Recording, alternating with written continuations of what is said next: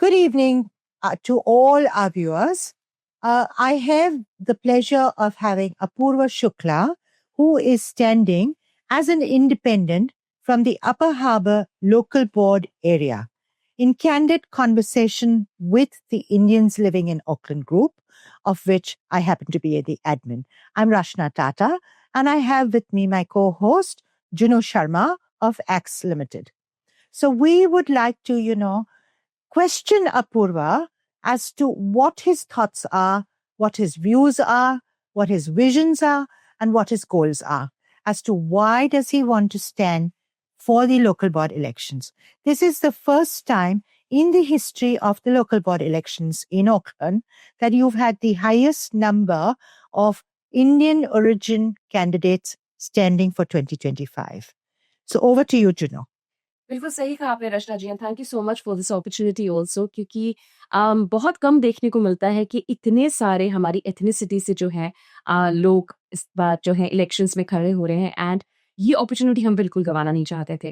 Plus एक ऐसा local board जहां ऑफ कोर्स बहुत ग्रीनरी से बिल्कुल सराउंडेड रहा है, अपर हार्बर लोकल बोर्ड, और इसने पहली बार डेब्यू करने जा रहे हैं अपूर्व शुक्ला, जो 20 सालों से एक्चुअली इस पर्टिकुलर एरिया में तो रह ही रहे हैं, मगर अपूर्व की काफी हद तक मतलब नॉलेज, कहते हैं ना, उनके साथ जैसे एरिया बड़ा हुआ है वैसे वो भी बड़े हुए हैं। तो चाहे स्पोर्ट्स कह लीजिए या फिर आर्ट्स, कल्चर, खुद एक हॉस्पिटैलिटी बैकग्राउंड से भी आते हैं। He happens to also where he is coming from a media related industry, he is coming from there. Also political background भी इनका थोड़ा हद तक हम टच करेंगे, क्या करेंगे, तो बिल्कुल चलिए। तो सबसे पहले आपका वेलकम करते हैं Apoorv, a very warm welcome to you. आप बहुत खुशी हो रही है आपसे रूबरू कह लीजिए या candid conversation, because we are very excited because you are debuting in this political field as well, after doing so much community work which I think not many people know about. तो कुछ ऐसे of course पहले तो welcome, but कोई ऐसी skill, abilities या किस चीज ने आपको मोटिवेट किया कि आपको इलेक्शंस में खड़ा होना चाहिए? शुक्रिया जूनू और रचना जी की आपने मौका दिया कि आप सबके साथ मैं यहाँ मिलूं और आपकी जो दर्शक हैं उनसे भी बात करने का एक मौका मिले। आप पूछ रही थी स्किल्स, तो मेरे ख्याल से सबसे बड़ा तो स्किल ये है कि जिस एरिया से, जिस इलाके से मैं इलेक्शन लड़ना चाहता था और मैंने पर्चा भरा और अब मैं लड़ रहा हूँ, वहाँ मैं 20 साल से ज्यादा से रह रहा हूँ। वहीं पे मैंने अपनी पढ़ाई पूरी करी एल्बनी में, मैसी यूनिवर्सिटी में। ह्यूमन रिसोर्सेज और मैनेजमेंट में मेरा एक्सपीरियंस है, हॉस्पिटैलिटी में भी मैंने काम किया है। टेनिस और स्क्वॉश में काफ़ी खेलता हूँ, लेकिन जो मेरे रिजल्ट्स हैं टेनिस और स्क्वॉश में, वो कहीं ना कहीं मेरे एफर्ट्स को रिफ्लेक्ट नहीं करते हैं। और मैं खाना अच्छा बनाता हूँ ऐसा मुझे लगता है, लेकिन जिन लोगों ने खाया है वो कहते हैं कि शायद मैं ओवर एस्टिमेट कर रहा हूँ। मुझे नहीं लगता कि मैं मास्टर शेफ बनने वाला हूँ, तो वो एक अलग बात है।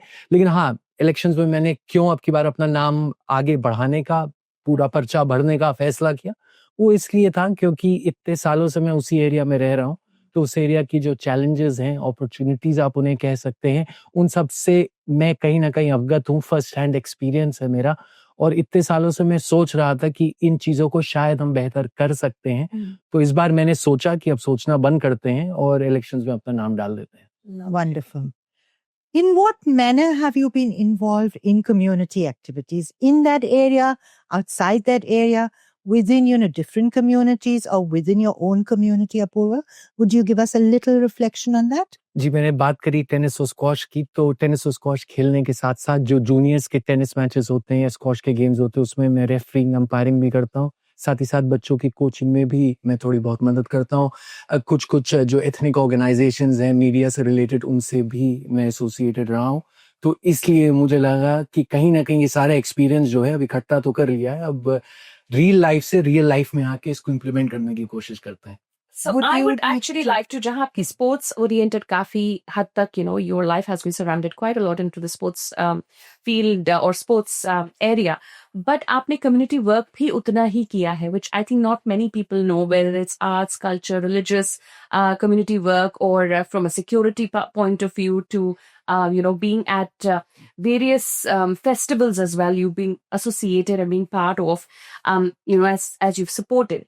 कोई ऐसे इश्यूज आपके सामने ऐसे खड़े हुए जो आप चाहते हैं इसे बेहतर बनाना, कि आप जब इलेक्ट हो जाएंगे तो कैसे वो issues, I think Rasha ji would be able to enlighten more on कि कितने issues आते हैं, when you stand for elections as well. कोई ऐसे issues that you would want to implement to solve as well? अगर आप सबसे बड़ा इशू जानना चाहें मेरे हिसाब से अपर हार्बर लोकल बोर्ड का है कंजेशन। और जितने भी सर्वेज आए हैं, जब भी हम बात करते हैं कि कौन सी सबसे बड़ी परेशानी है एरिया की, तो वो है कि ट्रैफिक में लोग घंटों घंटों फंसे हैं, सुबह फंसे हैं, शाम को फंसे हैं। और एक चीज जिसको हम नजरअंदाज कर देते हैं कि सैटरडे जब दिन का वक्त होता है तब इतना खराब हालत होती है रोड्स की। एल्बनी जो मॉल है वो उसके आसपास आप जाने का सोचिए, जरूर जाने का सोचिए, लेकिन गाड़ी मत ले जाइए। लेकिन फिर आप कैसे जाएंगे, बसेस कम होती हैं, तो पब्लिक ट्रांसपोर्ट बेहतर होना चाहिए। ये सबसे बड़ा इशू मुझे लगता है अपर हार्बर लोकल बोर्ड का। एल्बनी पार्क एंड राइड के बारे में हम बात करते हैं, वहाँ 1200 से ज्यादा कार्स की पार्किंग की जगह है, लेकिन एक परमानेंट सिक्योरिटी गार्ड आपको वहां नहीं दिखेगा। हजारों लोग उस सर्विस को दिन में इस्तेमाल करते हैं, लेकिन जब वो रात में अगर काम से लौट रहे हैं तो वहां पे डार्कनेस है, वो वेल लिट नहीं है एरिया, कोई सिक्योरिटी नहीं है। तो क्या ये प्रॉपर रिप्रेजेंटेशन है उस फास्ट ग्रोइंग एरिया का? मुझे नहीं लगता। And if you had to address, say, 3 major issues, today you're elected. From tomorrow, what would be your first challenge to take up?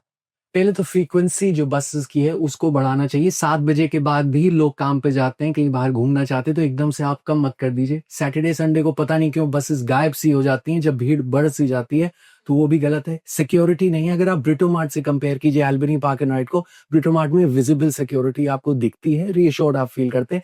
Albany park and ride में कहीं आपको security नहीं दिखेगी। Car park भी आपको सुबह 7 साढ़े 7 बजे के बाद, अगर स्कूल और यूनिवर्सिटीज दोनों खुली हैं, तो वो नहीं मिलेगा। तो एक तरफ तो आप पार्क एंड राइड प्रमोट करें, दूसरी तरफ पार्किंग नहीं है। तीसरी तरफ अगर आप कहीं एल्बनी पार्क एंड राइड से 1-2 किलोमीटर दूर भी रहते हैं, अपनी गाड़ी लेके नहीं आना चाहते, तो एक फीडर बस या एक इंटरनल बस सर्विस आपको नहीं मिलेगी। 1 घंटे में 1 या मैक्सिमम 2 बसेस चलेंगी। एक और बहुत बड़ा इशू है कैटलीना बे, बड़ा फैंसी जगह है, लोग जाते हैं, तस्वीरें खींचते हैं, इंस्टाग्राम पे हैशटैग बनाते हैं, लेकिन अगर उस एरिया में कोई स्टूडेंट रहता है, वैसी यूनिवर्सिटी में पढ़ता है एल्बनी में, तो उसको वहां से एल्बनी की यूनिवर्सिटी पहुंचने के लिए 3 से 4 बसेस बदलनी पड़ेंगी, 1 घंटे से ज्यादा लगेगा। तो क्या आप पब्लिक ट्रांसपोर्ट इनकरेज कर रहे हैं अगर ऐसी फैसिलिटीज प्रोवाइड या नहीं प्रोवाइड हो रही है? So is it just transport oriented that you want to solve those issues? Transport Anything else? Is a very very big issue. हमारे एरिया में 200 से ज्यादा पार्क्स हैं, लेकिन अगर आप पिछले कुछ सालों में देखिए, खास तौर से कोविड के बाद से, तो काफी सारे पार्क्स को मेंटेनेंस की जरूरत है। जो वहां पे बेंचेस हैं वो डैमेज्ड हैं, वाटर फाउंटेन्स नहीं चलते, लिटर का एक बड़ा प्रॉब्लम है, सिक्योरिटी इश्यूज हैं, ग्राफिटी के इश्यूज हैं, साइनेज नहीं है, लाइटिंग नहीं है। उनके बारे में शायद हम उतनी बात नहीं करते जितनी करना चाहिए। साथ ही साथ अगर आपके घर के पास में भी कोई पार्क होता है, कितनी बार हमें पता ही नहीं होता कि वहाँ पार्क है जिसको आप विजिट कर सकते हैं, क्योंकि अवेयरनेस कम है। और तीसरी चीज जिसके बारे में मैं काफी स्ट्रांगली फील करता हूँ, अपर हार्बर की पॉपुलेशन 80,000 से ज्यादा है, लेकिन उस पूरे एरिया में सिर्फ एक लाइब्रेरी है, Albany library, I was going to come to that. जो भी 2004 में खुली थी, और उस समय की जो जरूरतें थी उसके हिसाब से खुली होगी। तब से लेके अब तक उसके एरिया में कोई एक्सपेंशन नहीं हुआ है।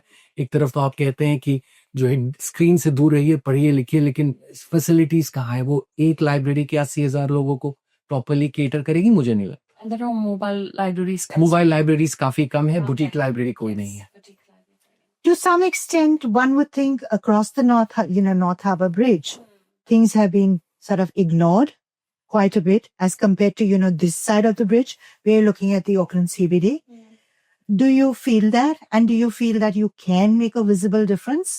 You can make a visible difference. खासतौर से अगर आप देखिए, आप सीबीडी की बात करें, तो हमारे यहाँ भी बहुत सारे मेगा सेंटर्स हैं, बहुत सारे शॉपिंग आउटलेट्स हैं, लेकिन वहाँ क्या उतने लोग जा रहे हैं जितने जाना चाहिए? मुझे नहीं लगता।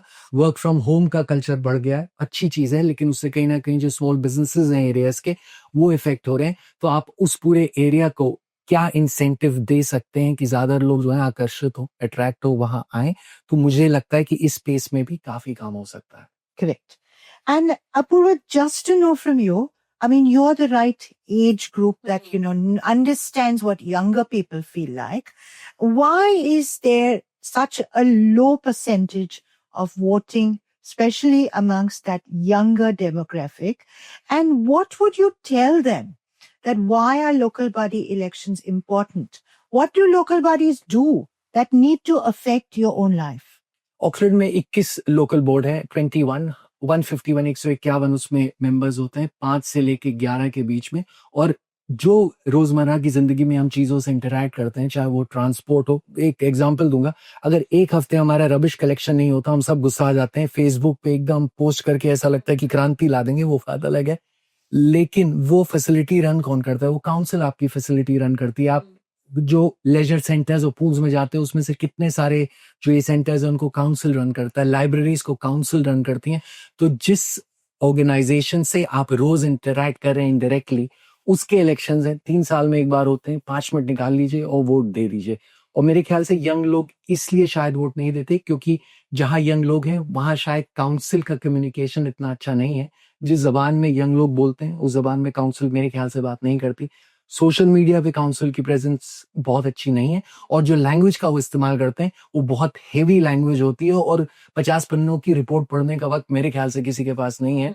हैशटैग का जमाना है, आप हैशटैग मत चलाइए, कुछ और जो है कैची चलाइए, जिससे लोग, यंग लोग जो हैं वो वही देखें, वही सुने, वही पढ़ें, जैसी लैंग्वेज से वो फेमिलियर है। तो मेरे ख्याल से तब जो है कहीं ना कहीं अट्रैक्शन ज्यादा होगा। Of course. Apurva, the one thing I would like to ask you is, with all our good wishes and with, every respect to you for what you stand for, what you value, and what, you're representing, change that you want to bring around. If you wake up the very next morning, what is the first thing, the first challenge, or the first change that you would want to address? Comms is a fancy word, communication, I think so. Yeah. So the comms of the council with its stakeholders meaning me and you, should improve. The council should speak in a language which me and you understand, which we use in our daily lives. And that's not the kind of language that we see on the council's websites or the kind of reports that come out. So I think so more user-friendly language, more reader-friendly language would make it much more accessible. Then if they're implementing any change, I know what change is coming, how that change would impact on me. So then I think so possibly I'll be more engaged to give my submission, to give my feedback, and then I know what the repercussions of me not giving that feedback could be. Perfect. Perfect. Well said.